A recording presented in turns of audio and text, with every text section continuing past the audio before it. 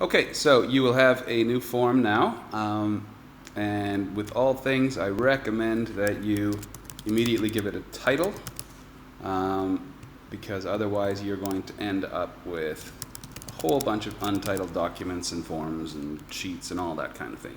Here's where you can give a description on the purpose of the form. If it's a quiz or if it's a survey of some kind, you can put stuff in there. We're going to get into some of the other things about collecting email addresses and stuff later. For now, we're just interested in the types of questions that you can use with forms. So they automatically have one question just waiting there for you.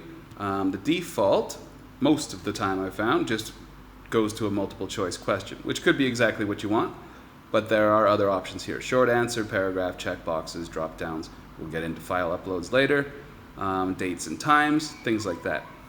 So if we're making a multiple choice question, we'll say hockey or rugby,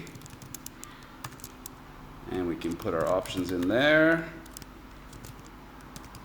And you can even add an other option if there are people out there who don't like either sport. Either way, you're strange. Secondly, we've created our multiple choice question. Then we want to add another question. So I can add this plus button right here. So boom, we go to a plus button.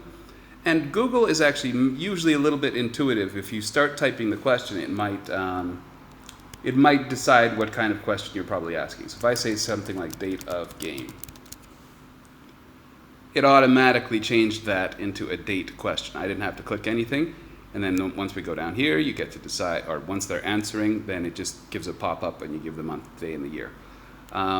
Again, if I say I don't want that, I want someone to actually type that in, we can make this a short answer question. Question's still there, it's just gotten rid of the whole calendar aspect of things. Okay, so once you've done that, and I obviously don't have any responses because I've just made this form, but once you do have and you've sent it out to people and you want to see the responses, you go to this response tab up here.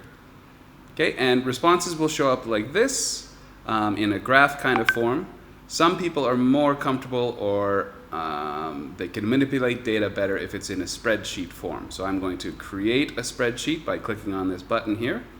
We'll get into the more nitty-gritty parts of this part in another video.